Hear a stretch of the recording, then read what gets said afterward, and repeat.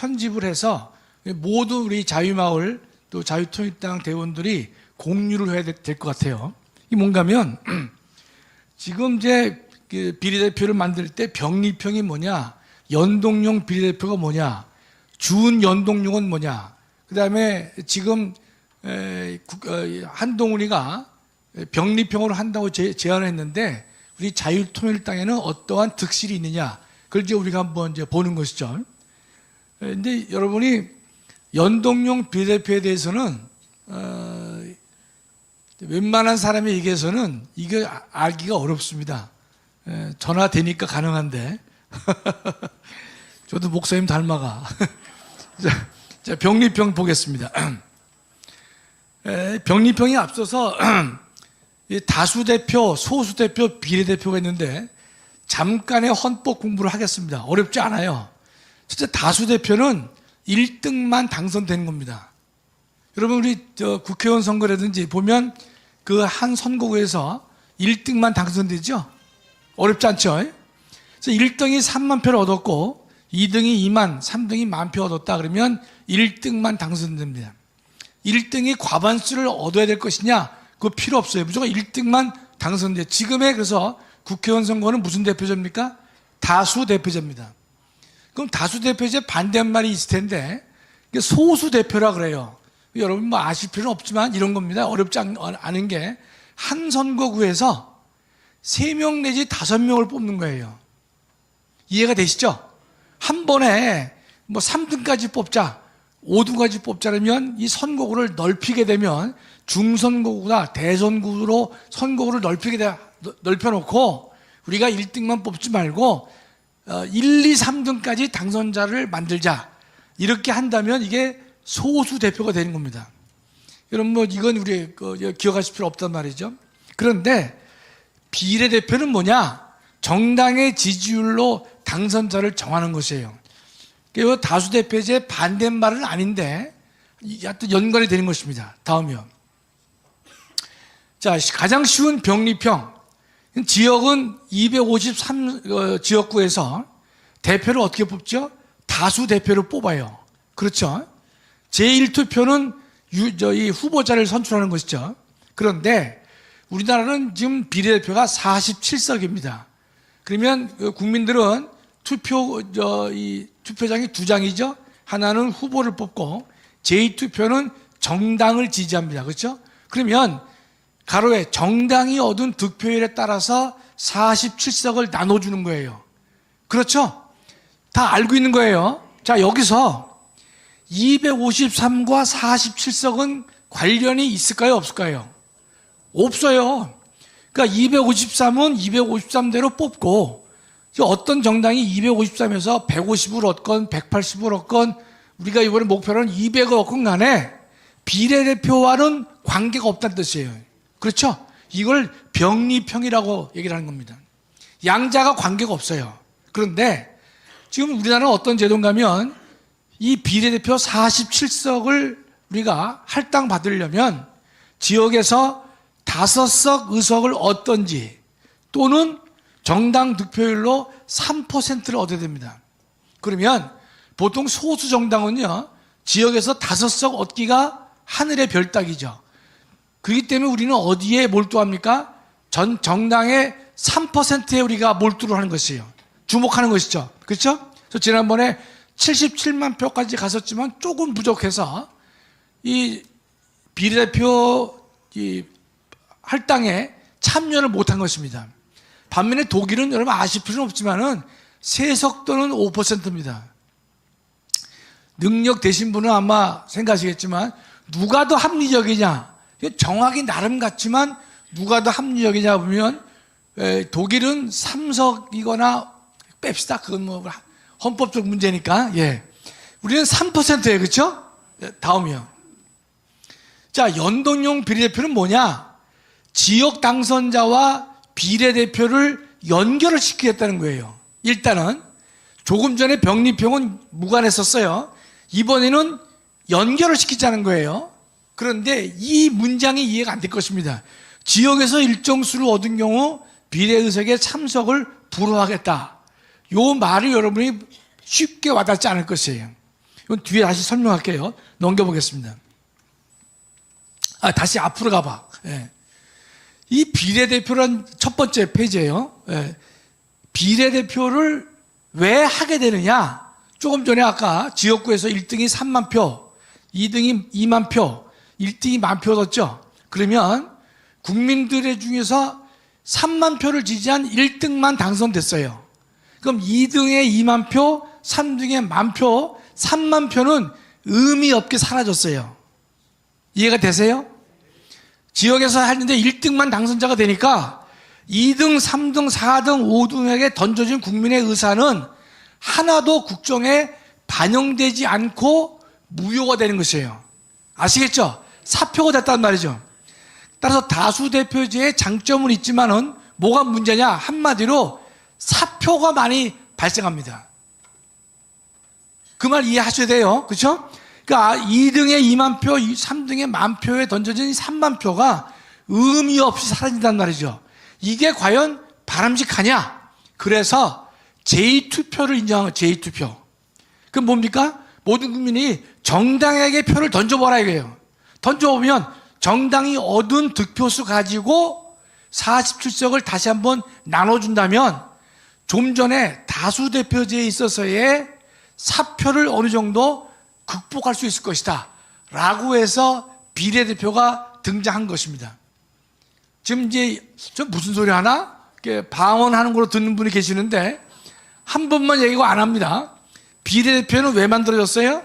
다수대표제가 좋긴 하지만 다수대표제에서 2등, 3등, 4등, 5등, 6등 한 사람들의 표는 국정에 반영되지 않으니까 그 사람들의 의사까지도 어떻든지 간에 대표를 만드는데 반영시켜 봐야 되지 않겠느냐 해서 만들어진 게 뭐라고요? 비례대표입니다. 따라서 비례대표는 역사적으로 다수대표제보다 먼저 있었겠어요? 뒤에 있었겠어요? 뒤에 있다는 사실을 아시는 분은 이해가 다 된 거예요. 아시겠죠? 근데 연동형을 가서 보면 지역하고 이 비례대표를 연동을 시킨다. 그 말이 뭐냐 말이죠. 다음이요. 먼저 설명을 하고 갈게요.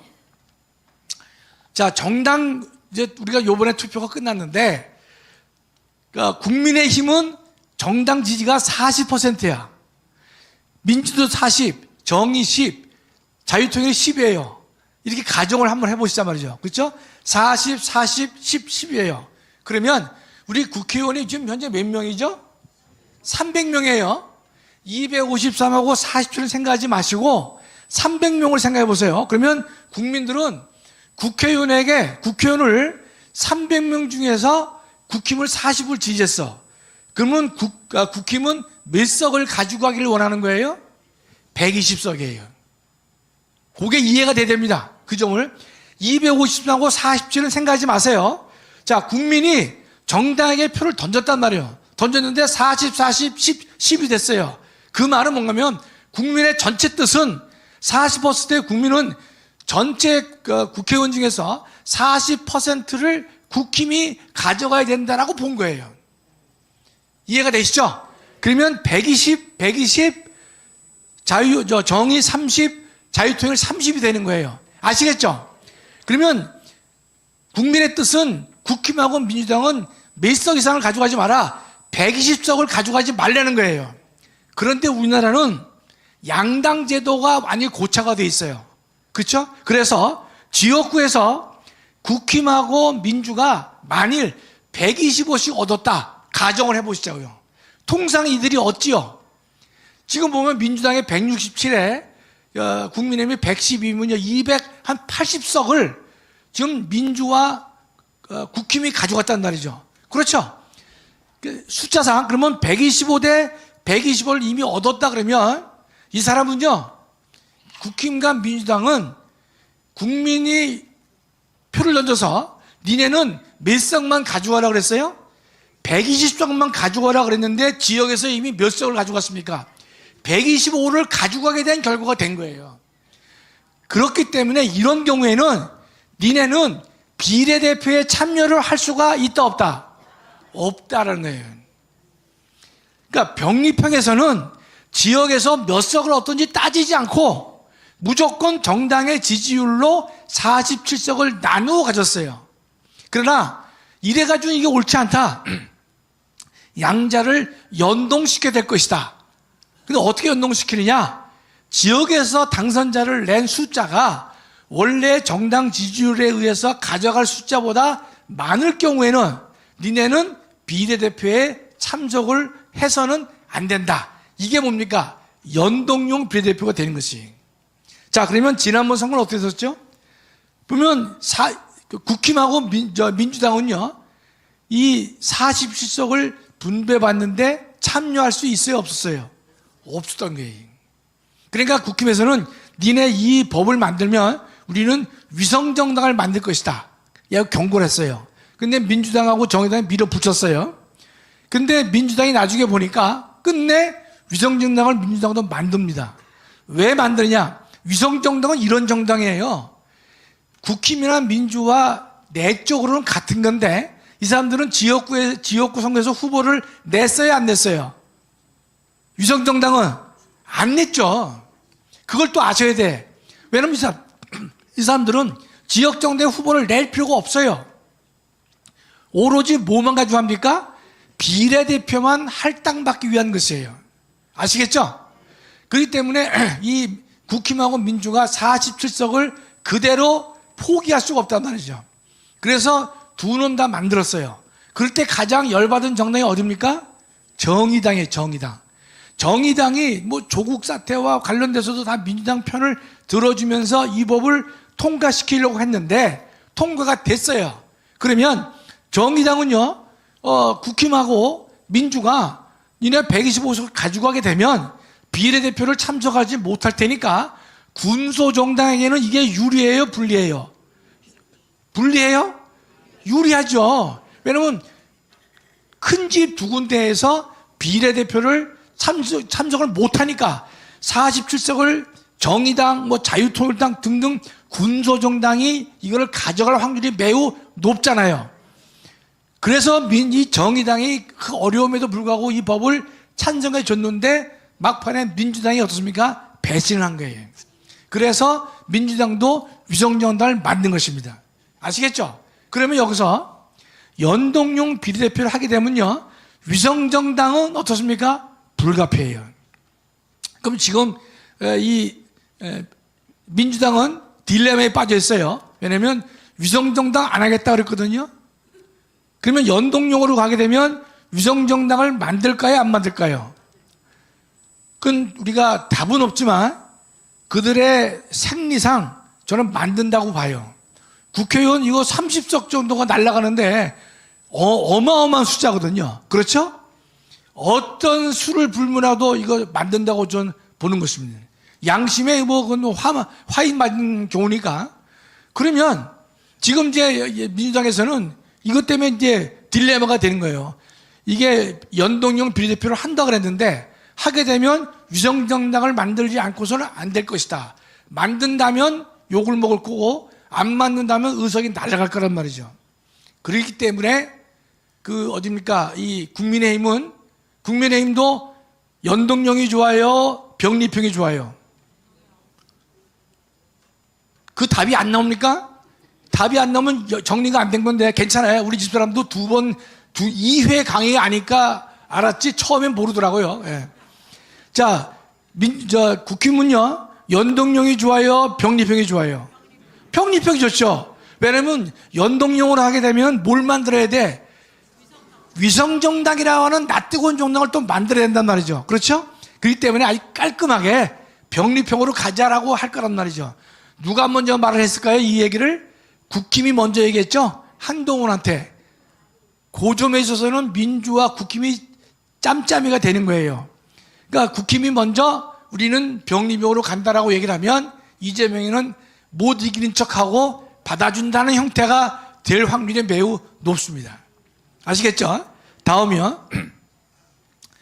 머리를 완전히 아프게 하는 게 뭐냐? 준연동형이에요. 얘기는 들어보셨지만은 그 본질을 잘 이해할 수 없단 말이죠. 준연동형은 뭔가 하면 지난번에만 했는데 47석 중에서, 이 어려워요. 47석 중에서 30석은 조금 전에 설명드린 연동형으로 하자는 거예요. 그러나 17석은 종전에 정당 지지율을 적용하자 그랬어요. 얼마나 복잡합니까? 그렇죠?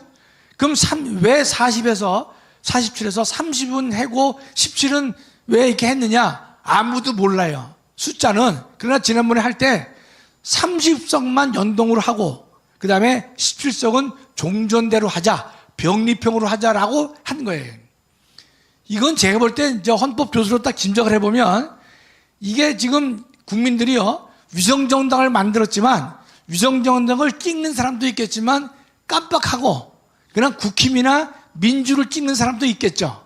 처음 실시했으니까. 그렇죠? 그 이삭을 줍기 위해서 제가 볼 때는 17석은 예전대로 하고 나머지는 이제 연동형으로 하자. 요렇게 이 인간들이 이 작전을 짠 게 아닌가 싶어요. 자, 이걸 여러분 이해하기도 어려운데 말로 설명하기는 어떻겠습니까? 어렵죠. 그렇기 때문에 예전에 심상정이가 국민들은 이 수치를 이런 방법을 알 필요 없고 표만 던지면 된다라고 얘기를 했고 이번에도 그 국회의원들이 이 말을 할 때 이 말을 하려면요 시간이 어떻습니까? 많이 소요가 돼요. 한마디로 되질 않아. 그래서 지난번에 그 공직선거법에 보면요 준 연동형 비례대표는 지난번 21대에만 한다라고 했습니다. 그러니까 지금은 준 연동형을 또 하려고 하면요 법에 이걸 또 명시해야 돼요. 22대도 한다. 제가 볼 때는 할 리가 없어요. 또 제가 그 당시 칼럼을 썼을 때 이 선거제도를 보면서 난수표 비례대표다. 내가 이제 통렬하게 비판을 한 바가 있거든요. 이걸 제대로 알 수 있습니까? 병립은 병립, 연동이면 연동이지 거기다 다시 뭐 30석에다 여러분 신문지사에서 보면 캡을 씌웠다는 말이 가끔 등장해요. 그게 뭔가 하면 40줄 중에서 30석만 연동으로 하자. 요 말을 캡을 씌웠다고 이게 모자를 씌웠다는 표현을 하게 되는데 제가 볼 때 이거는 뭐 요새 시정에서 준 연동형으로 간다는 말도 있지만 제가 볼 때는 어림없다고 생각합니다. 다음이요. 그 다음에 또 뭐가 있냐면 권역별 비례대표라는 말이 또 한 번 등장했었어요. 이건 뭔가면 서울 수도권만 16석을 주고 대전, 충청, 강원을 15석을 할애하고 부울경, 광주, 전남에게 16석의 비례대표를 주자. 합치면 47석이에요. 요 안은 어디에 그 포인트가 있냐면 연동형 비례대표를 한다 그랬는데 안 하니까 욕을 먹을 테니까 국민들을 또다시 이게 호도시키는 거예요. 그럼 권역별 비례대표를 해보자. 요 안에 큰 장점은요. 부울경, 광주, 전남을 하나로 묶었어요.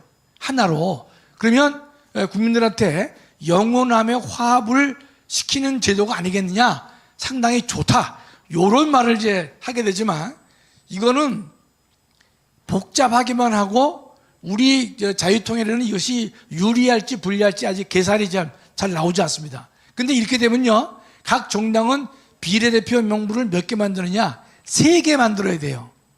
그게 무슨 말이겠어요? 그러니까 서울 수도권에서 16명을 뽑으니까 자유통일당이 리스트를 낼 때 서울 수도권의 비례대표 리스트를 내야 됩니다. 아시겠죠? 대전, 충청, 강원이기 때문에 그것도 하나 내야 돼요. 그러면 장경동 목사님 같은 경우는 우리가 하나를 내면 남자 1번인데 만일에 이 제도를 가게 되면요. 서울 수도권에 장 목사님 이름이 있어요, 없어요? 없어요. 대전으로 갈 수밖에 없단 말이죠. 그렇죠? 아직 복잡한데 제가 볼 때는 이것도 그냥 띄우기만 했고 될 확률이 없습니다. 그랬는데 제가 여기다가 쓰진 않았지만 요 인간들이 권역별 비례대표를 하면서 비례대표에 참여하는 퍼센트를 7%라는 초안을 제가 봤어요. 지금 현재 비례대표는 몇 퍼센트예요? 3%인죠. 7%를 올렸어요. 이거 누구한테만 유리합니까? 국힘하고 민주가 다 해먹겠다는 뜻이죠. 3%도 어려워 죽겠는데 7%가 됩니까? 말이 안 되는 거죠. 저거 한다면 우리가 데모하러 가야 됩니다. 7% 도저히 성립할 수 없는 것이죠. 그렇죠? 다음이요. 자, 그러면 왜 병립형으로 갈 수밖에 없느냐? 첫째, 국힘하고 민주당이 이해가 일치합니다. 그렇죠? 군소정당을 배제할 수가 있어요. 병립형으로 하게 되면. 연동형 하게 되면 위성정당을 만들지 않는 한 군소정당에게 상당히 길을 터주는 게 됩니다. 그러면 3번부터 보세요. 뭐 조국신당이다, 송영길, 뭐 윤석열 탄핵당이다, 이런 조물의 정당들이 우후죽순으로 만들어질 확률이 있습니다.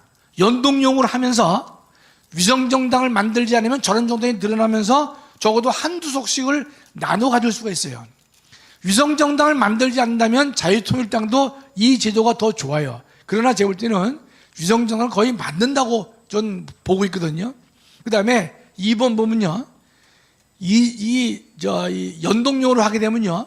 위성정당을 만들게 되면 이재명 입장에서 본다면 민주당을 전제로 해서 비례대표를 추천할 때에 이재명의 파워하고 위성정당이 만들어졌을 때에 위성정당의 후보를 선정할 수 있을 때의 파워는요, 결코 같지 않습니다. 실질적으로 같을지 몰라도 아다르고 어다른 면이 있을 수가 있거든요. 그렇기 때문에 이재명 입장에서는 그 중요한 비례대표 추천권을 직접 행사하려고 하지 뒤에서 행사하는 방법을 취하지 않을 것이다 라고 저는 보고 있는 것입니다. 그러면 우리 자유통일당 입장에서는 병립형과 연동형 중에서 뭐가 유리하냐 불리하냐, 우리는 똑같아요. 근데 연동형 비례대표를 하면서 저들이 위성정당을 만들지 않는다면 연동형이 유리하죠. 그렇죠? 그러나 제가 볼 때는 위성정당을 저는 반드시 만든다고 보기 때문에 자유통일당에는 어떤 형태로 가든지 간에 똑같다. 그러니까 우리가 실제 예를 해보면요. 지난번 대선에서는 한 3,400만이 선거를 했지 않습니까? 했는데 보통 이 총선은요, 그보다 숫자가 적습니다. 2,500만 정도가 유효투표로 좀 보고 있는데 2,500만에서 우리가 3%면 75만 정도가 되면 우리가 비례대표를 할당받을 수가 있어요. 3,000만이 되면은 3%니까 90만이 된다. 90만이 되어야 우리가 비례대표에 가입을 분배를 받을 수가 있는데, 그 다음부터 보통 이런 말들을 많이 하시더라고요. 30만 표 당 비례대표가 한 명씩 될 것이다, 이런 말씀을 하시는 분이 계시는데, 그런 대략의 말씀인 것이고, 정확히 얘기하면 3천만이 많이 투표했다. 그러면 우리 자유통일당은요 3%니까 90만 표를 얻어야 비례대표에 참여가 가능합니다. 맞죠? 그렇죠? 그 다음에 만약에 우리가 300만 표를 얻었다. 그러면 3천만에 300만이니까 얼마입니까? 10분의 1이죠? 그럼 5석 정도가 되는 겁니다. 그러니까 우리가 300만 표 얻었을 때, 500만 표 얻었을 때 1000만 표는 표가 거의 드러나게 돼 있어요. 그러니까 우리가 자유통일당의 당원을 우리가 500만 이상으로 확보한다면 500만 표를 가져오는 게 맞지 않습니까? 그렇죠? 그 때문에 일정 수의 당선자를 우리가 만들어낼 수가 있다라고 보는 것이죠. 이해가 되시죠? 여러분이 연동형과 이 병립형을 우리 이제 다 이해되셨겠지만 또 가서 보시면 또 헷갈릴 수가 있는데, 하여튼 결론적으로는 우리에게는 동일하다 말이죠. 마지막으로요, 하나 더. 없어요? 하나도 없나? 여성 우대 비례대표가 있는데, 우리나라 법에는요, 여성을 1번 135로 배치라도 되어 있어요. 여성을. 근데 제가 볼 때는 뭐 민주당이나 국민의힘에서는 여성을 135로 배치하는 것에 대해서 큰 거부감이 없어요. 왜냐하면 자기네들은 이 숫자가 많으니까. 그러나 소수 정당인 경우에는요, 여성을 135로 하게 되면요, 상당한 데미지가 있게 되는 것이에요. 그러니까 장점은 여성의 정치 참여를 확대시켜 주겠다라는 것이 이제 장점인데, 제가 볼 땐 이건 위헌으로 보는 것이 유럽 어느 나라를 가더라도, 이제 미국을 가더라도요, 비례대표에 여성을 135로 강제 배치하는 경우는 한 번도 없습니다. 첫째, 뭐에 문제되느냐? 헌법적으로 능력주의에 위반됩니다. 우리가 피선거권에 있어서, 공무담임권에 있어서 우리 헌법은 능력에 따라서 일을 맡기는 것이지 여성이기 때문에 우위에 둬야 된다, 이렇게 우리는 헌법은 전제하지 않습니다. 두 번째는 정당에 대해서 부당하게 강제를 하고 있는 것이, 어떤 정당이 자기네들이 원한다면 여성을 1, 2, 3, 4, 5로 배치할 수도 있는 것이고, 그렇죠? 1, 3, 5로 할 수도 있는 것이고 등등은 정당의 자유로운 의사에 따라야 되는 것인데 부당하게 정당의 이 권한을 강제하고 있다. 세 번째는 남녀 평등에 위반한단 말이죠. 합리적 근거 없이 여성을 우위에 두고 있기 때문에 헌법 위반될 것이다. 이렇게 저는 개인적으로 생각하고 있고, 제가 최근에 유럽에 한 20여 개국을 제가 검토를 해보니까 여성을 135에 배치하는 나라는 단 한 나라도 없었습니다. 이건 반드시 폐지가 돼야 되는데 아마 이번 총선에서 폐지가 될지 안 될지는 제가 모르겠지만 여하튼 헌법적 시각에서 봤을 때는 문제가 있다라고 제가 보고 있는 것입니다. 마지막이요. 독일의 예를 설명드리면 여러분이 이 비례대표의 의미를 잘 이해할 수가 있어요. 우리나라는요, 비례대표가 있긴 하지만은 그 비례대표가 헌법적으로 의의를 살리지 못하고 있습니다. 엉망이에요, 엉망. 원래 비례대표는 전문성을 살리기 위해서 각계 전문가들을 비례대표로 선출을 해서 국정을 함께 논의하도록 하자라는 취지가 1번이지만 가장 중요한 것은 그게 1번이 아닙니다, 원래는. 독일의 예를 한번 보세요. 독일은요, 지역에서 국회의원을 299명 뽑습니다. 정확하게. 근데 제가 숫자상 300이라 그랬어요. 비례로 300명을 뽑습니다. 그럼 독일은 국회의원이 몇 명입니까? 600명입니다. 600명. 그러면 제2투표는 독일도 정당에게 표를 던져요. 던졌는데 가정을 해보는 겁니다. 1당이 40% 얻었어요. 2당이 30, 3당이 20%를 얻었다고 가정을 한번 해보시자 이 뜻이에요. 그렇죠? 그러면 1당이 40% 얻었으니까 몇 명까지 가져갈 수 있느냐? 국회의원이 몇 명이에요? 600명이죠. 600명이니까 40을 곱하면요, A정당은 240명까지만 국회의원을 당선시킬 수 있습니다. 아주 정확하죠. 국민의 전체 의사를 100% 그대로 반영한 것이에요. 그럼 이 당은 30%니까 600에 30이니까 180명이에요. 이 이상을 가져갈 수가 없습니다. 그러면 자, 지역에서 241당은 240명을 가져갈 수 있죠. 근데 이 가정을 해서 1당이 지역에서 150명을 당선시켰다라고 하면 비례대표는 몇 석을 가져갈 수 있을까요? 가져갈 인원은 240. 실제로 지역에서 몇 석 얻었어요? 150 얻었죠? 그러니까 우리는 그 사람은요, 90명까지 비례대표로 임명할 수가 있는 것입니다. 아주 정확한 나라가 독일입니다. 이 제도를 우리가 도입할 수 없어요. 왜냐하면 우리나라는 지역은 253이고 비례가 47명인데 지역 253개에서 3석 줄일 수 없습니다. 그런 3석 줄이면요, 아마 대한민국 아마 이 풍지박살 날 정도로 싸움이 생기기 때문에 그 손을 못 댄단 말이죠. 그러니까 우리는 저와 같은 완벽한 비례대표는 100% 불가능합니다. 그러려면 지역구를 200으로 하고 비례대표를 200으로 해야 돼요. 그러면 독일식이 되는데, 아니 253에서 3석 줄이기도 어려운데 53석을 줄인다? 그건 아마 폭동이 나지 않을까 싶은데요. 여하튼 여러분, 독일식의 이 완벽한 장치가 일부라도 우리나라에 영향을 주게 뭡니까? 바로 연동형 비례대표가 되는 겁니다. 그러니까 지역에서 일정 수를 갖다가 얻었을 때는 정당의 지지에 의해서 정당이 받을 표의 일정 수를 가져갔을 때는 니네는 비례대표에 관여하지 못한다. 이게 연동형 비례대표입니다. 그렇죠? 그러니까 지역의 253과 비례의 47석을 각자 잘라서 나누는 것이 아니라 결과를 연동시켜서 비례대표 의석을 가져가게 하는 것이 좋겠다. 요거는 한 발자국 더 나간 겁니다. 나간 거니까 나갔지만은 결국은 꼼수 때문에 위성정당까지 만들어서 이런 일을 이제 한 것이죠. 결론은 뭡니까?